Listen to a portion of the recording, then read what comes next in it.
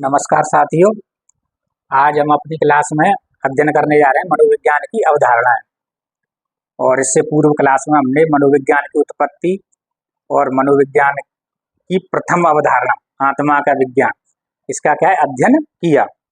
मनोविज्ञान की उत्पत्ति में हमने आपको बताया कि आदि मानव के समक्ष मुख्य रूप से दो समस्याएं सामने आई होंगी। पहली आंधी तूफान की समस्या और दूसरी स्वप्न की समस्या। अब स्वाभाविक सी बात है, किसी भी व्यक्ति के समक्ष यदि कोई समस्या आती है तो व्यक्ति उस समस्या के समाधान के लिए लगातार क्या करता है, प्रयास करता है।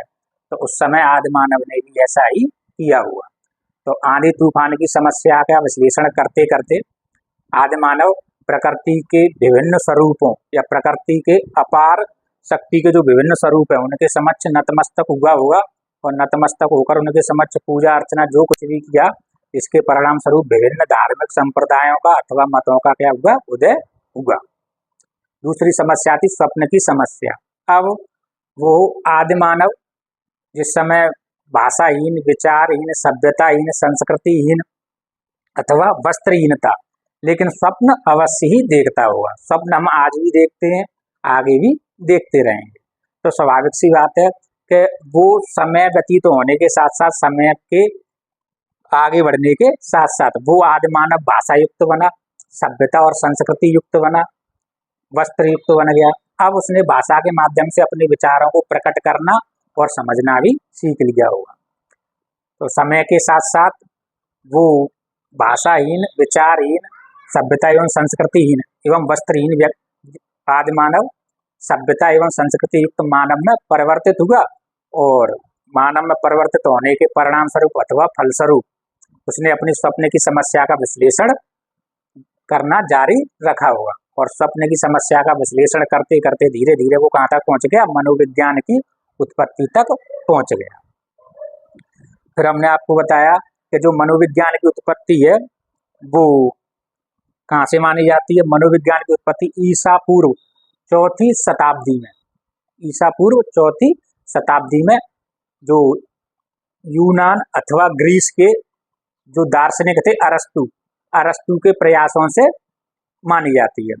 और अरस्तु का यह जीवन काल है 384 ईसा पूर्व से 322 ईसा पूर्व।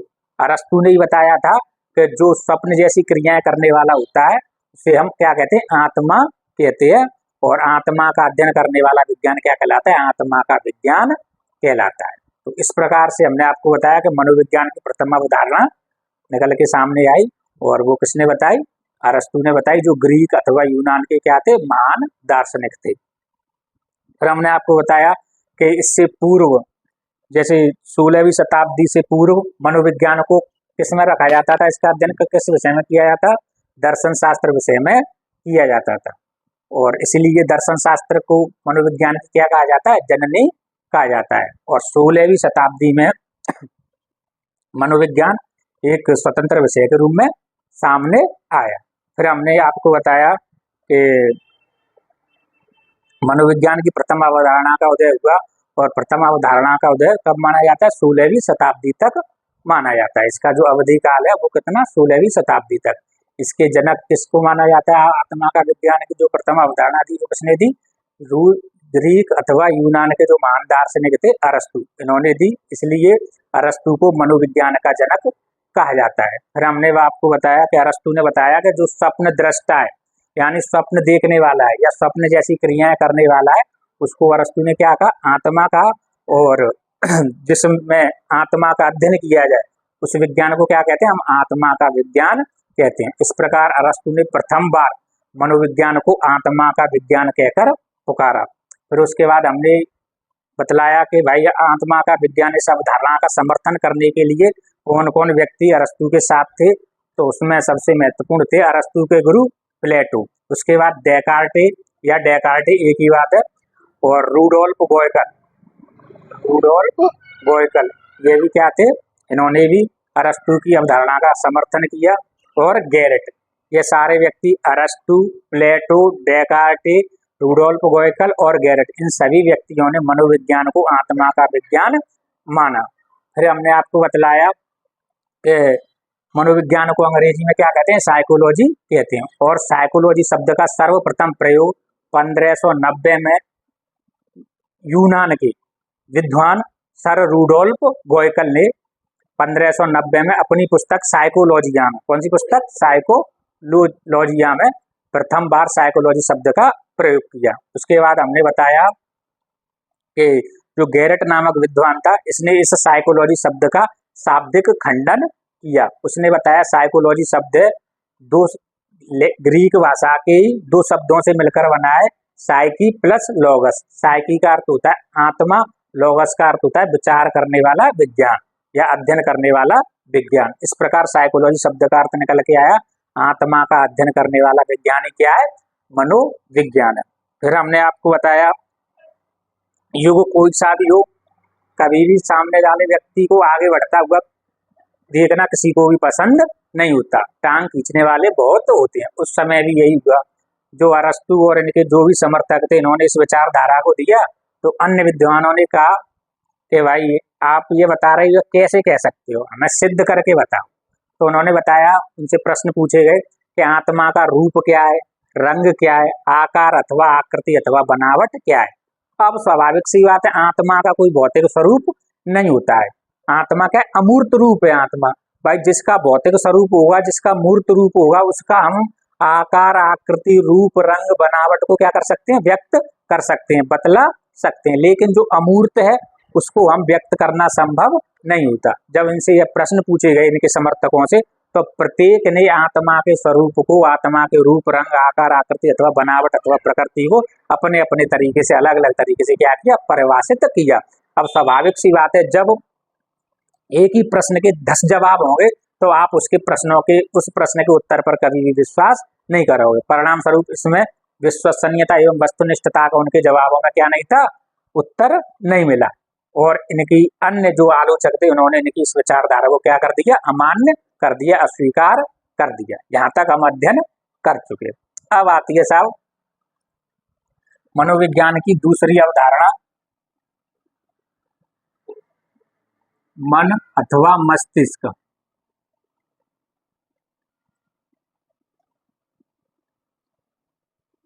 मन अथवा मस्तिष्क का विज्ञान और साइंस ऑफ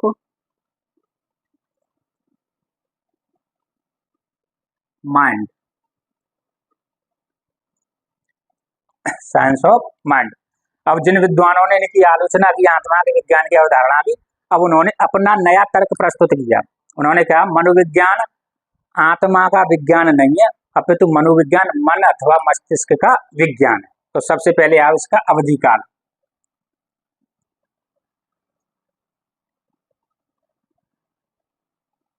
जो मन अथवा मस्तिष्क का विज्ञान अवधारणा, इसका अवधि काल 17वीं शताब्दी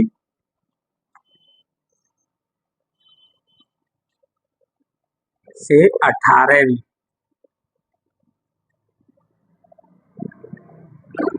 यानी जो मनोविज्ञान है वो मन अथवा मस्तिष्क का विज्ञान है। इस अवधारणा का जो अवधि काल है वो 17वीं शताब्दी से 18वीं शताब्दी तक माना जाता है। इस अवधारणा को देने वाले जनक जो इटली के महान दार्शनिक थे, पोम्पोनोजी।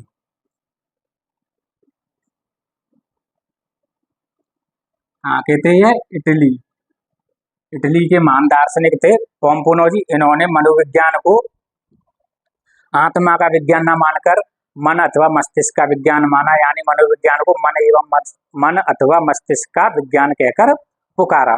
अब इनकी इस बात का भी समर्थन करने वाले विद्वान थे। किन किन ने इनकी बात का समर्थन किया, तो समर्थक या आत्मा मन या मस्तिष्क का विज्ञान अवधारणा के समर्थक, तो पोम्पोनोजी,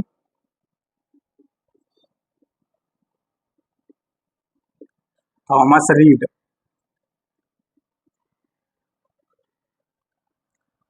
स्पिनोजा,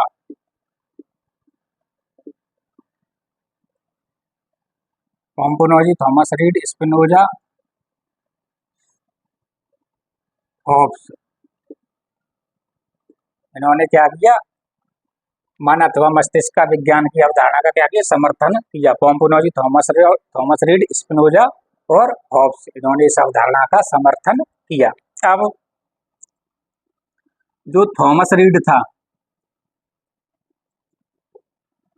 थॉमस रीड ने बताया कि जो मानसिक क्रियाओं के आधार पर थॉमस रीड ने क्या है, मस्तिष्क के स्वरूप को निर्धारित किया। थॉमस रीड ने क्या बताया, मानसिक क्रियाओं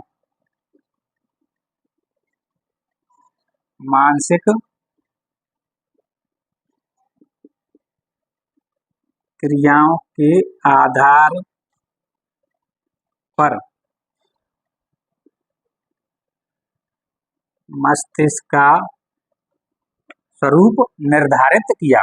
थॉमस रीड ने क्या बताया, मानसिक क्रियाओं के आधार पर मस्तिष्क के स्वरूप का क्या किया, निर्धारित किया या निर्धारण किया। अब इन विद्वानों ने क्या बताया कि जो मनोविज्ञान है, आत्मा का विज्ञान ना होकर मन अथवा मस्तिष्क का विज्ञान है, और मन अथवा मस्तिष्क की सभी शक्तियां स्वतंत्र रूप से कार्य करती हैं। यानी मस्तिष्क में अनेकों योग्यताएं होती हैं, आंकिक, तार्किक, शाब्दिक, स्मरण शक्ति, व्याख्यान योग्यता, ठीक है जी। अनेक प्रकार की जो योग्यताएं अथवा शक्तियां होती हैं वो स्वतंत्र रूप से कार्य करती हैं। किन्होंने बताया ये मन अथवा मस्तिष्क का विज्ञान अवधारणा बताने वाले विद्वानों ने बताया कि जो मनोविज्ञान है, आत्मा का विज्ञान ना होकर क्या है, मन अथवा मस्तिष्क का विज्ञान है, और मन अथवा मस्तिष्क की जो विभिन्न शक्तियां, अनेकों शक्तियां वो स्वतंत्र रूप से कार्य करती हैं। यानी मन है वो एक होकर कार्य नहीं करता, मन अथवा मस्तिष्क एक होकर कार्य नहीं करता, उसकी अलग अलग शक्तियां अलग अलग तरीके से क्या करती हैं, कार्य करती हैं। ये इसका विचार था इन विद्वानों का। अब तो विचार नोट करें, मन अथवा मस्तिष्क की विभिन्न शक्तियां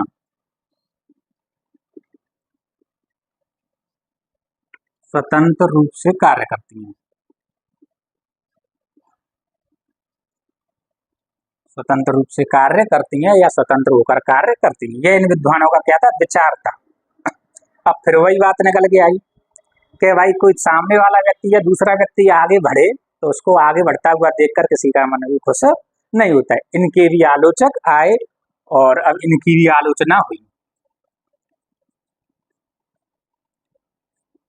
अब इनकी आलोचना कैसे हुई, इनसे विद्वानों ने क्या प्रश्न पूछे, अब वो भी समझो।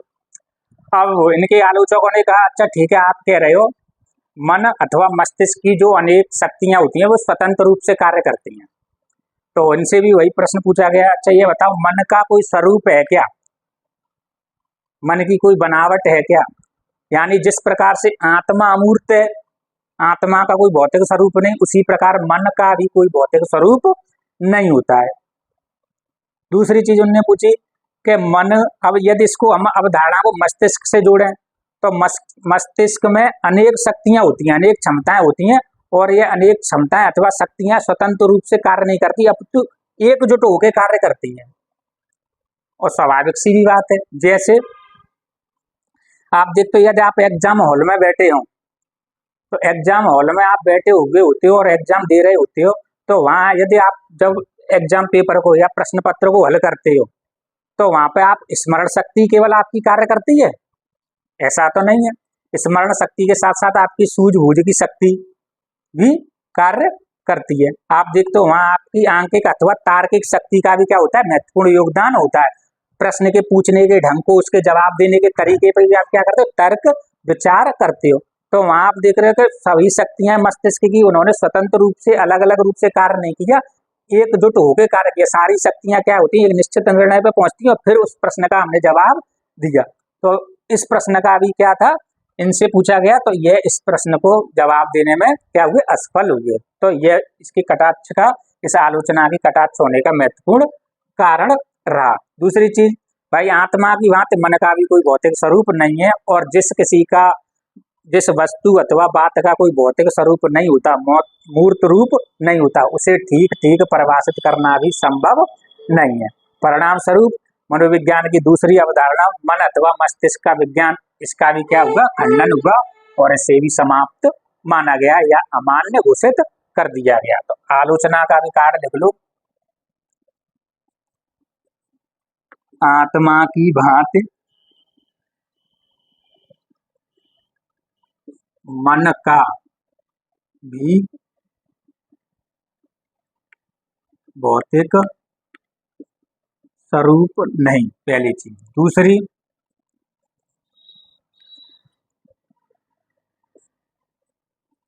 मन अथवा मस्तिष्क की समस्त शक्तियां स्वतंत्र रूप से या स्वतंत्र होकर नहीं, अपितु एक होकर कार्य करती हैं, एक होकर कार्य करती हैं।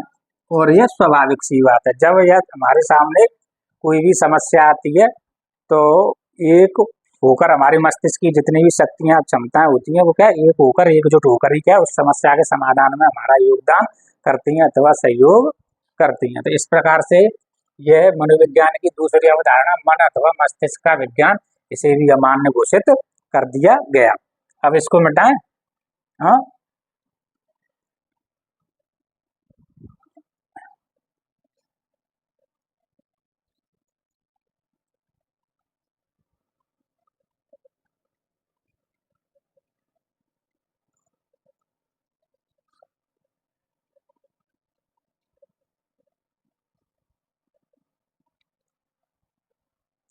अब आ जाओ तीसरी अवधारणा। पहली आत्मा का विज्ञान, दूसरी मन अथवा मस्तिष्क का विज्ञान, तीसरी चेतना का विज्ञान।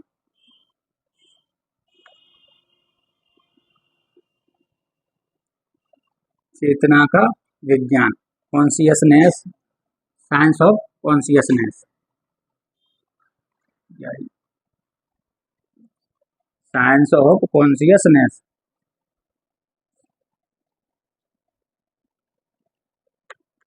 साइंस ऑफ कॉन्शियसनेस, चेतना का विज्ञान। अब इस अवधारणा का अवधिकाल, सबसे पहला बिंदु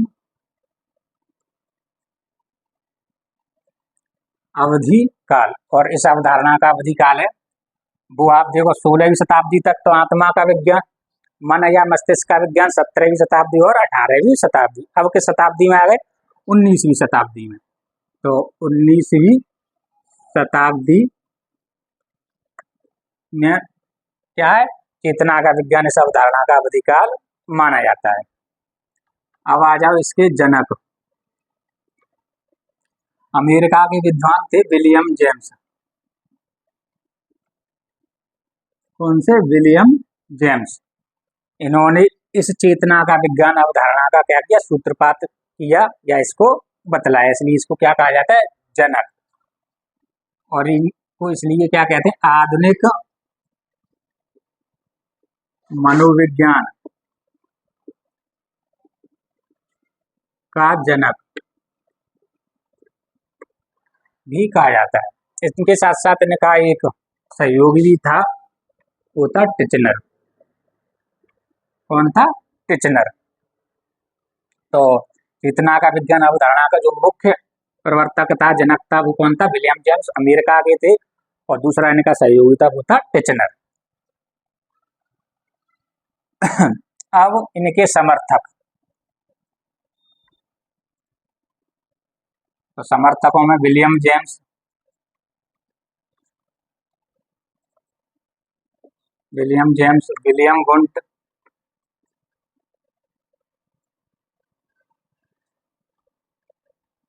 टिचनर,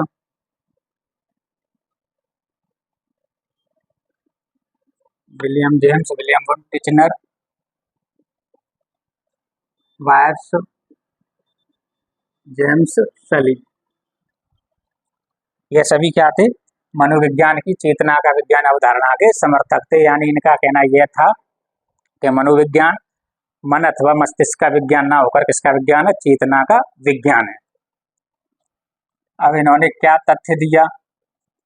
अब इन्होंने बतलाया कि जो मनोविज्ञान है वो मन अथवा मस्तिष्क का विज्ञान इसलिए नहीं है क्योंकि मन अथवा मस्तिष्क है उसकी भिन्न भिन्न शक्तियां हैं, वे स्वतंत्र रूप से कार्य नहीं करती, एक होकर कार्य करती हैं। साथ ही साथ इन्होंने यह भी बताया कि जो मन की स्वतंत्र शक्तियां हैं वो एक होकर चैतन्य अवस्था में कार्य करती हैं। क्या करती हैं? एक होकर चैतन्य यानी जागृत अवस्था में ही क्या करती हैं, कार्य करती हैं। तो इनने यह क्या बात कही, मन अथवा मस्तिष्क की विभिन्न शक्तियां, मन अथवा मस्तिष्क की विभिन्न शक्तियां एक होकर चैतन्य अवस्था में कार्य करती हैं। तो इन्होंने क्या बोला कि जो मन अथवा मस्तिष्क की विभिन्न शक्तियां एक होकर चैतन्य अवस्था में क्या करती हैं, कार्य करती हैं। अब मैंने वही बात पिछले भी कहा, भाई पड़ोसी आगे बढ़े या घर का भी आगे बढ़े, भला किसको लग रहा है, किसी को नहीं लग रहा है। यहाँ भी यही हुआ, इनसे भी प्रश्न पूछे गए, भाई आप होशियार बन रहे हो, ज्ञान दे रहे हो, तो अब इस ज्ञान का खंडन भी करो। तो इनसे पूछा गया, जो इनके आलोचक थे उन्होंने इनसे प्रश्न किए। तो इनसे प्रश्न पूछे गए कि भाई जो चेतना है, पहले तो इस चेतन शब्द के अर्थ को अच्छे तरीके से हमें परिभाषित करो, समझाओ। चेतन शब्द को क्या है, परिभाषित करो, हमको समझाओ कि चेतना बोल किसको रहे हो। तो इनके जितने भी समर्थक थे उन्होंने चेतना को अपने अपने तरीके से क्या किया, परिभाषित किया, एक रूप या एक मत नहीं थे। दूसरा इनसे प्रश्न किया कि आप कह रहे हो जो मन की अथवा मस्तिष्क की जो विभिन्न शक्तियां वो एक होकर चैतन्य अवस्था में कार्य करती हैं, और उस समय सिगमंड फ्रायड ने मनोविश्लेषणवाद सिद्धांत भी दे दिया था। क्या दे दिया था, मनोविश्लेषणवाद सिद्धांत। और उस मनोविश्लेषणवाद सिद्धांत के तहत बतलाया गया कि भाई जो हमारा मन अथवा मस्तिष्क है उसका केवल 1/10 भाग चेतन होता है। कितना, 1/10 भाग चेतन होता है, और 9/10 भाग क्या होता है, 9/10 भाग तो अचेतन व अर्धचेतन, और 1/10 भाग चेतन होता है। तो जो सिगमंड फ्रायड का मनोविश्लेषणवाद सिद्धांत था उससे भी इस अवधारणा का खंडन हुआ कि भाई 1/10 भाग है जो मस्तिष्क का वो केवल चेतन अथवा जागृत अवस्था में होता है, बाकी सारी 9/10 भाग है वो अचेतन और अर्धचेतन में जाता है। और आप भी जानते हो, जो अभी मैं पढ़ा रहा हूँ इस समय मेरे दिमाग में, मन मस्तिष्क में जो है, जो मेरे स्मरण में, वही मेरा क्या है, चेतन है। इससे पूर्व की जितनी भी सारी घटनाएं हैं, चाहे वो अच्छे अनुभव हो या कटु अनुभव हो, सारे कहाँ जा रहे हैं, मेरे अचेतन में, फिलहाल वर्तमान में मेरे चेतन में नहीं है, मेरे स्मरण में नहीं है। तो 9/10 क्या होता है, अचेतन व अर्ध चेतन होता है। तो इनसे प्रश्न पूछा गया कि अब आप कह रहे हो कि चेतन, जबकि मन अथवा मस्तिष्क की 3 रूप है, चेतन, अचेतन और अर्धचेतन। तो कौन से चेतन को, मन या मस्तिष्क की जो विभिन्न शक्तियां हैं, मन एक होकर कौन सी अवस्था में कार्य कर रही है, तो उनका कहना कहता केवल चेतन, जबकि ऐसा नहीं होता है। तो इस वजह से क्या, इस अवधारणा का भी क्या हुआ, खंडन हुआ। तो आलोचना यानी चेतना शब्द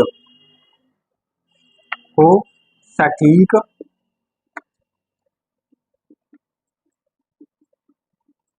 परिभाषित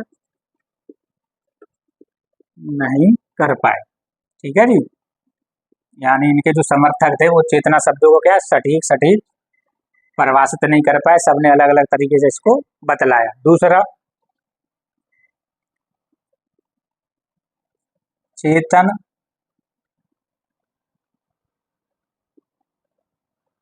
अचेतन व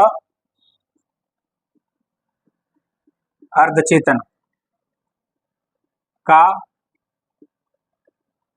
भेद भी नहीं समझा पाए, भेद भी नहीं समझा पाए। और तीसरा कारण, सिगमंड फ्रायड का मनोविश्लेषणवाद सिद्धांत।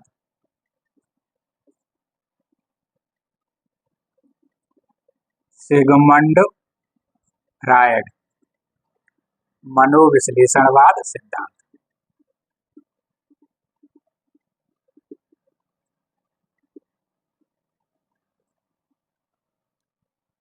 तो इस सिद्धांत में भी क्या है, मन की तीन अवस्थाएं बता दी थी, मन अथवा मस्तिष्क, चेतन, अचेतन और अर्धचेतन। तो भाई ये बचे हुए अर्धचेतन और अचेतन में क्या मन और मस्तिष्क एक होकर कार्य नहीं करता है क्या? तो इन चीजों का क्या है, ये जवाब नहीं दे पाए। इस प्रकार से मनोविज्ञान की तीसरी अवधारणा चेतना का विज्ञान, इस अवधारणा का भी क्या हुआ, खंडन हो गया। अब आ जाओ साहब अगली अवस्था या अवधारणा।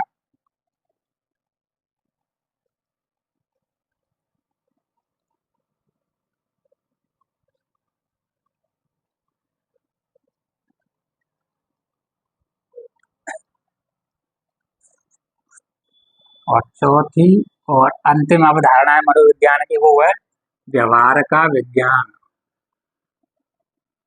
व्यवहार अथवा अनुभूति,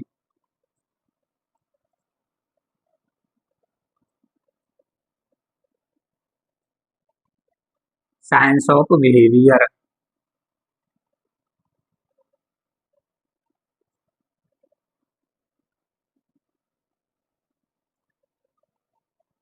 साइंस ऑफ बिहेवियर, व्यवहार का विज्ञान।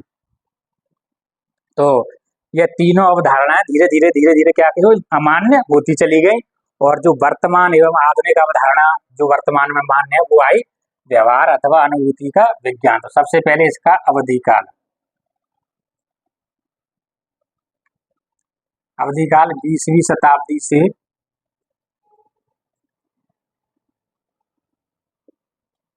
वर्तमान तक, यानी आज भी इसको क्या है, मान्य किया जा रहा है, 20वीं शताब्दी से वर्तमान तक। अब इस व्यवहारवाद की जो अवधारणा थी कि मनोविज्ञान है, वो ना तो आत्मा का विज्ञान है, ना मन और मस्तिष्क का विज्ञान है, ना ही चेतना का विज्ञान है। मनोविज्ञान क्या है, व्यवहार का विज्ञान है। इस अवधारणा को देने का जो श्रेय है, जो जनक है, वो है John broads Watson. John broads Watson, और इन्होंने 1913 में इस अवधारणा को दिया। और ये कहाँ के थे, अमेरिका, और अमेरिका के ग्रीनविली, दक्षिण कैरोलिना।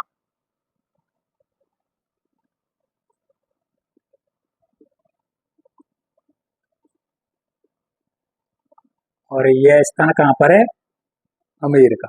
तो जो व्यवहार अथवा अनुभूति का विज्ञान है, इस अवधारणा को देने वाले कौन थे, जॉन ब्रॉड्स वाटसन। और ये कहाँ के थे, अमेरिका। अमेरिका में किस स्थान है, ग्रीनविली, दक्षिण कैरोलिना नामक स्थान के थे जॉन ब्रॉड्स वाटसन। अब सुनो मेरी बात, जो जॉन ब्रॉड्स वाटसन थे, अमेरिका की शिकागो यूनिवर्सिटी,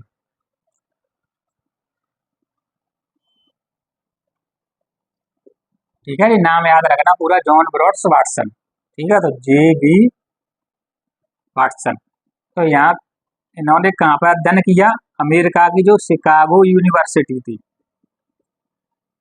अमेरिका की शिकागो यूनिवर्सिटी थी, इसमें ये स्नातक के छात्र थे, ग्रेजुएशन के छात्र थे, यानी शिकागो यूनिवर्सिटी से ये ग्रेजुएशन कर रहे थे। और इसी यूनिवर्सिटी में इन्होंने जो व्यवहारवाद है या व्यवहारवाद के विचार को सर्वप्रथम इसी यूनिवर्सिटी में दिया। तो इसलिए व्यवहारवाद का जन्म कहाँ माना जाता है, शिकागो यूनिवर्सिटी, अमेरिका। तो इसको शिकागो यूनिवर्सिटी को क्या, व्यवहारवाद का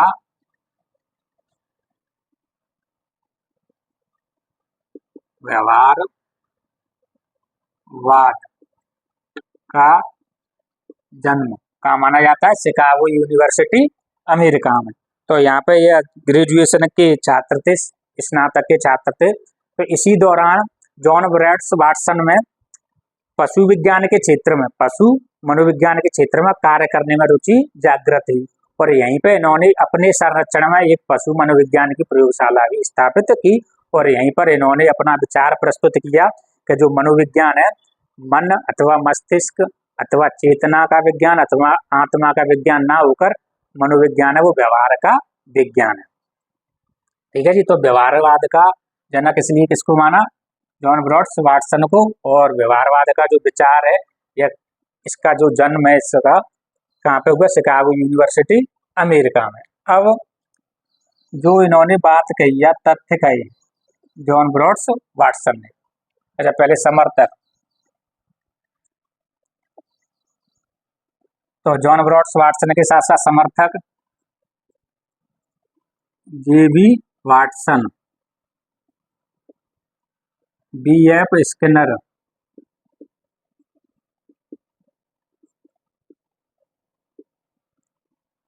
William, John broads Watson, BF. Skinner, William McDougall,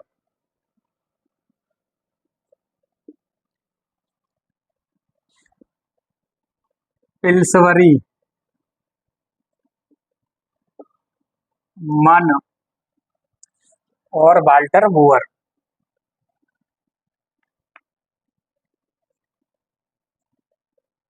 इन सभी ने मनोविज्ञान को व्यवहार का विज्ञान माना या इस अवधारणा में अपनी सहमति व्यक्त की। अब तथ्य,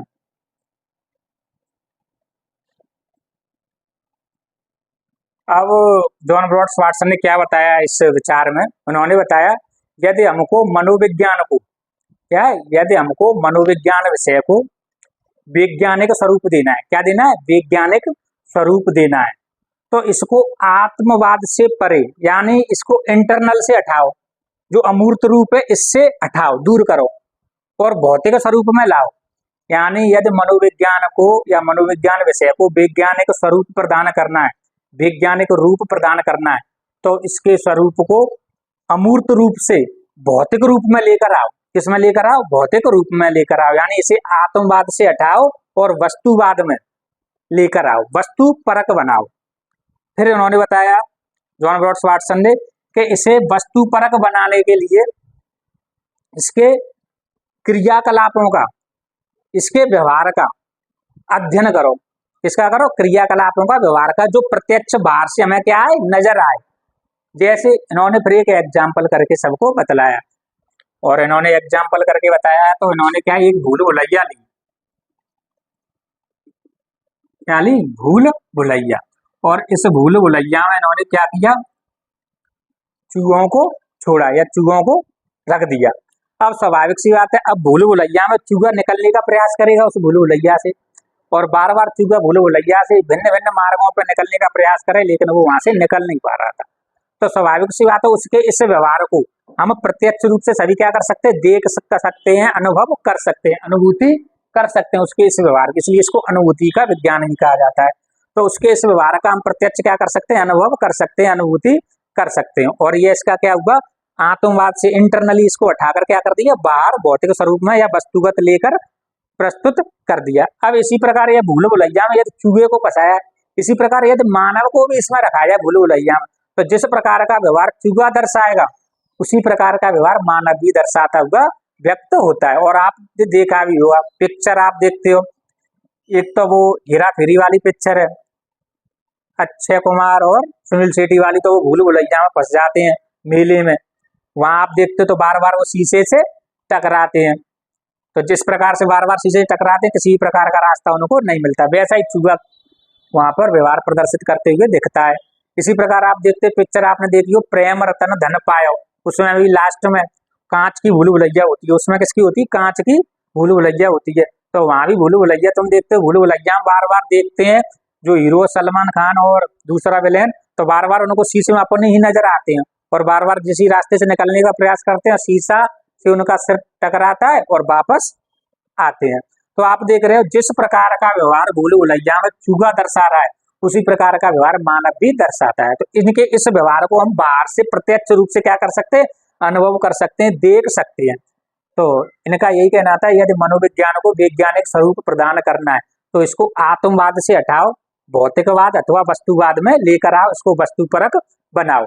इसके लिए वाटसन ने मनोविज्ञान को वस्तुपरक बनाने के लिए इन्होंने उत्तेजक या कहें उद्दीपक प्लस जीव और अनुक्रिया पर क्या दिया, बल दिया। तो सबसे पहले तथ्य, मनोविज्ञान को मनोविज्ञान को आत्मवाद से हटाओ व वस्तुपरक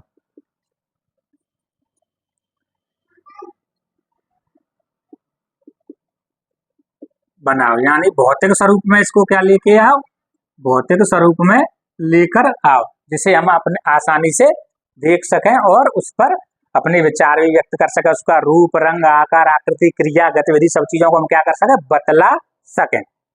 दूसरी चीज, मनोविज्ञान को वस्तुपरक बनाने के लिए, मनोविज्ञान को वस्तुपरक बनाने के लिए उत्तेजक या कहो उद्दीपक, जीव व अनुक्रिया पर बल दिया।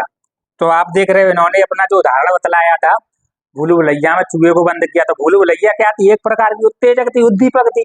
भूल भुलैया में चाहे किसी भी जीव को बंद करो, उनकी अनुक्रिया है, प्रतिक्रिया है, उस प्रतिक्रिया को प्रत्येक व्यक्ति अनुभव कर सकता है, उसकी अनुभूति कर सकता है, बाहर से उसे प्रत्यक्ष देख सकता है।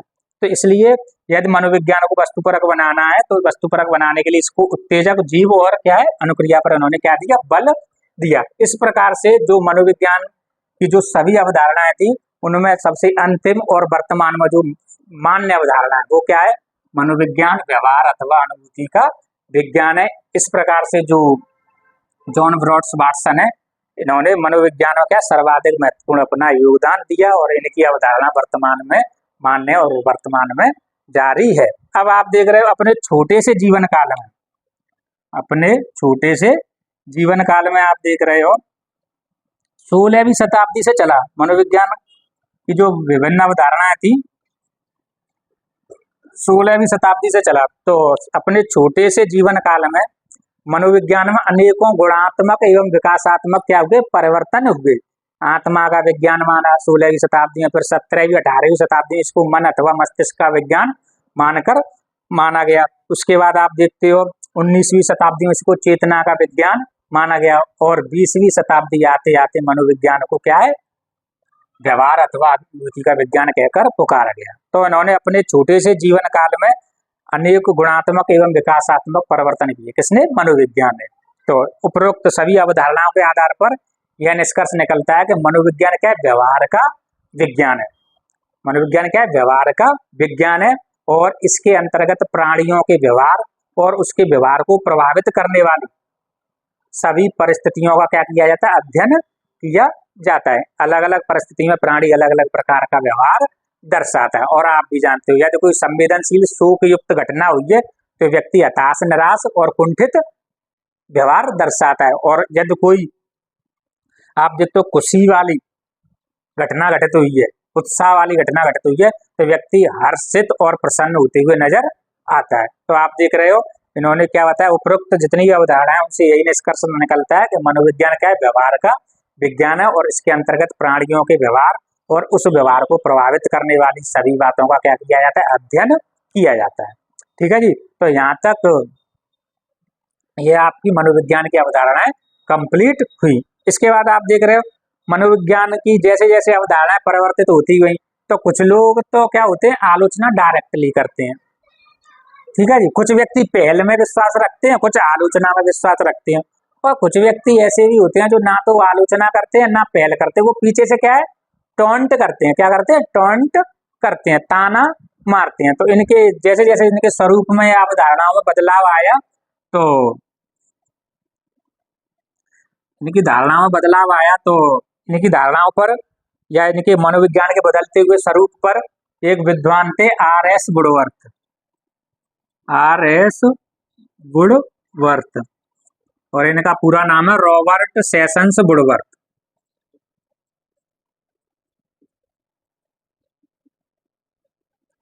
रॉबर्ट सेशंस वुडवर्थ, इन्होंने मनोविज्ञान के बदलते हुए स्वरूप पर एक तीखी प्रतिक्रिया की।